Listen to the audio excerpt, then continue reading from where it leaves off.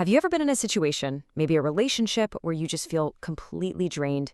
Like you're pouring all of your care, all of your energy into this person, and what you get back is just this feeling of emptiness?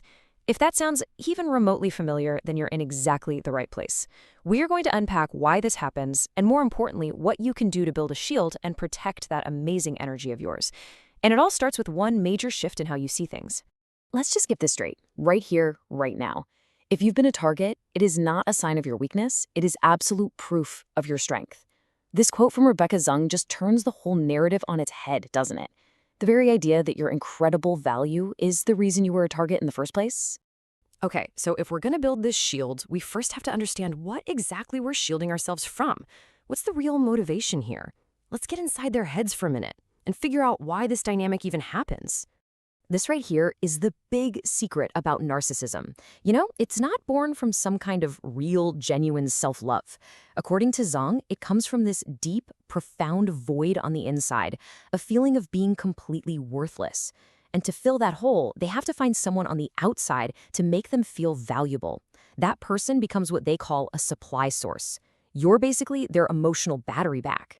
And this quote, wow, this is exactly what it feels like to be that supply source. It just perfectly captures that awful feeling of being slowly drained.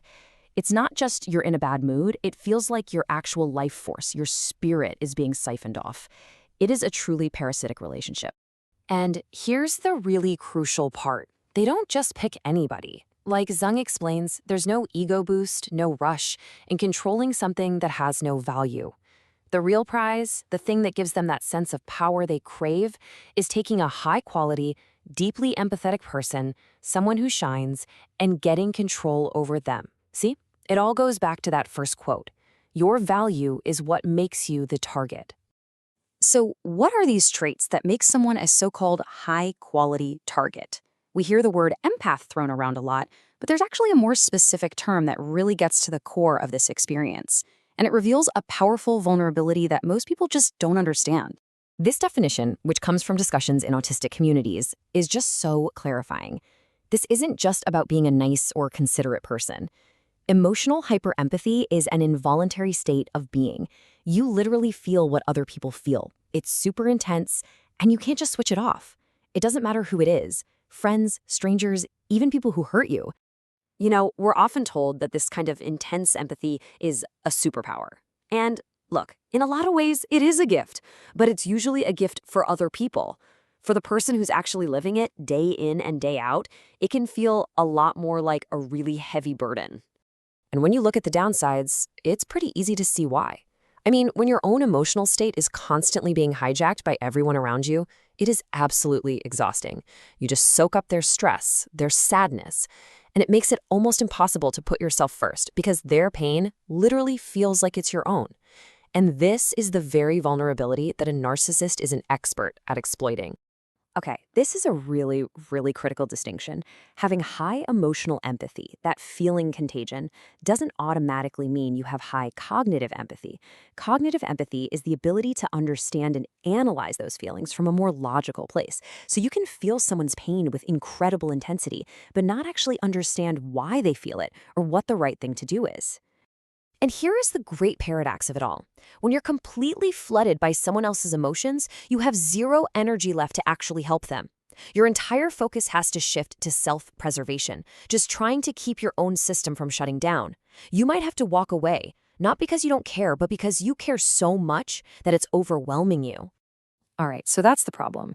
You've got this incredible, valuable trait that makes you a wonderful human being, but it also paints a giant target on your back and can lead to total burnout. So what's the answer? How do you keep that open heart without it becoming an open wound? The answer is not to become cold. It's not to shut down your empathy. That would be a tragedy. The goal is to protect it. It's about building a shield around this precious resource so that you get to decide who has access to it. It's about breaking free from the things that drain you. So, how do we forge this shield? Well, the first component is the metal itself, and that metal is resilience. It's a word that gets thrown around a lot, but I think its true meaning is often misunderstood. See, resilience isn't just about being tough and unaffected by hard times. It's not even just about getting back to where you were before something happened. It's an active process. It's about taking what you've learned from a painful experience and using it to grow even stronger. It's about growth after adversity. And the rewards for cultivating this are just immense. This isn't just about surviving, it's about thriving. We're talking less stress, a deeper sense of meaning and purpose in your life, feeling like you're actually in the driver's seat. It leads to better relationships and real personal growth. This is the internal foundation of your shield. Okay, so if resilience is the strong internal foundation of your shield, then boundaries are its external structure.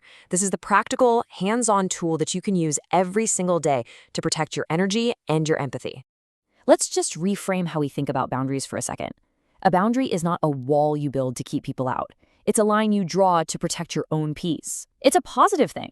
You are actively defining the space that you need to live an authentic life, one where you're not constantly being drained by other people's emotions and demands. So how do we actually do this? Well, it all starts with knowing your values. What do you really stand for? Then, start noticing where you feel powerless. Step 3 is practice. Start saying no to things that violate those core values. But honestly, this last step, this is the real game changer. You have to let go of their reaction. How they feel about your boundary is their job to manage, not yours. And this right here is the ultimate truth about boundaries.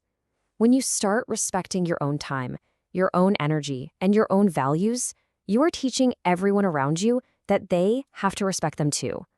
Setting a boundary is one of the highest forms of self-respect there is. And that brings us right back to where we started, but with a totally new perspective. Your hyper-empathy, that deep well of caring inside you, is not a weakness. It is your most valuable, precious resource. So the question isn't, how do I stop feeling so much anymore? The question is, who is truly worthy of this gift? The power to make that choice is entirely in your hands.